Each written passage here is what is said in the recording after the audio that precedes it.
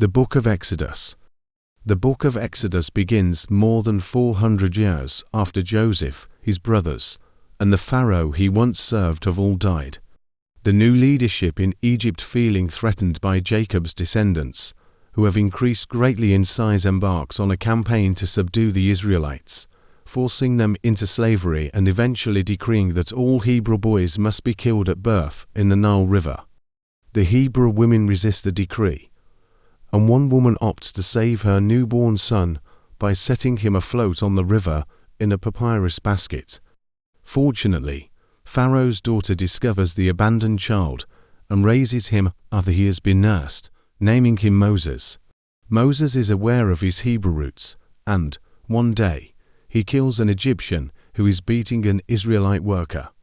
Moses flees in fear to Midian, a town near Sinai, where he meets a priest named Jethro and marries the man's daughter, beginning a new life as a shepherd.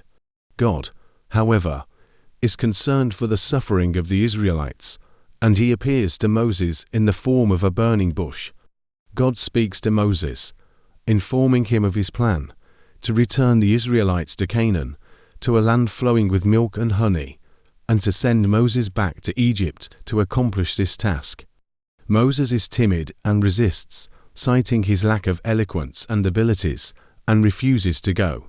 God is angered, but encourages Moses, presenting him with a staff for performing miracles and instructing Moses to take his brother, Aaron, with him as an aide. When Moses asks God what his name is, God replies, "I am who I am." Moses and Aaron return to Egypt, where Moses organizes the Israelites and confronts the Pharaoh, demanding the release of the Hebrew people. Moses performs a miracle, turning his staff into a snake, but Pharaoh is unimpressed and only increases the workload for the Israelites. God responds by inflicting a series of 10 plagues on Egypt.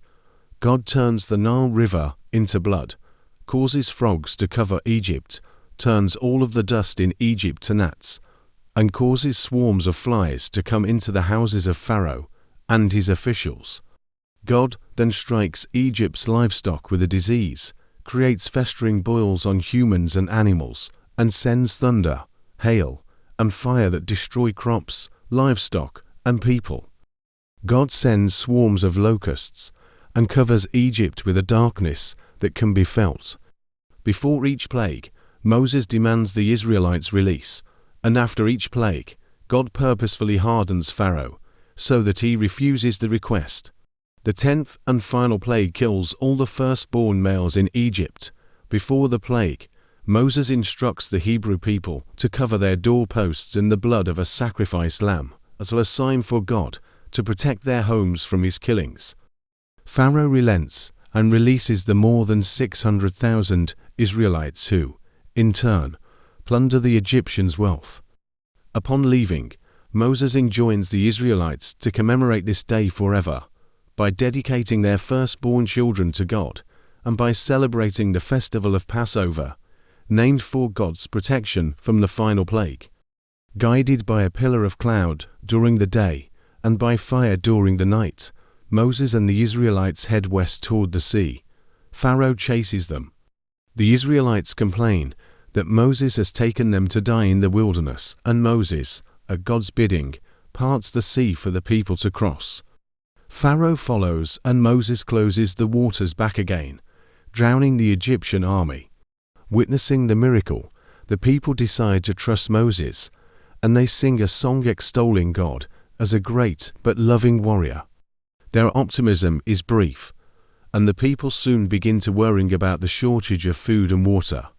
God responds by sending the people food from heaven, providing a daily supply of quail and a sweet bread-like substance called manna. The people are required only to obey God's commandments to enjoy this food. Soon thereafter, the Israelites confront the warring Amalekite people, and God gives the Israelites the power to defeat them. During battle, whenever Moses raises his arms, the Israelites are able to rout their opponents. 3 months after the flight from Egypt, Moses and the Israelites arrive at Mount Sinai, where God appears before them, descending on the mountain in a cloud of thunder and lightning. Moses climbs the mountain, and God gives Moses the stone tablets with 10 commandments inscribed on them regarding general, ethical behavior, as well as an extended series of laws regarding worship, sacrifices, social justice, and personal property. God explains to Moses that if the people will obey these regulations, he will keep his covenant with Israel and will go with them to retrieve from the Canaanites the land promised to Abraham. Moses descends from the mountain and relates God's commandments to the people. The people agree to obey, and Moses sprinkles the people with blood as a sign of the covenant. Moses ascends to the mountain again, where God gives him more instructions, this time specifying in great detail how to build a portable temple called an ark, in which God's presence will dwell among the Israelites. God also emphasizes the importance of observing the Sabbath day of holy rest. Moses comes down from the mountain for 40 days, only to find that Aaron and the Israelites have now erected an idol, a golden calf, that they are worshipping in revelry, in direct defiance of the 10 Commandments. Moses breaks the stone tablets on which God has inscribed the new laws, and God plans to destroy the people.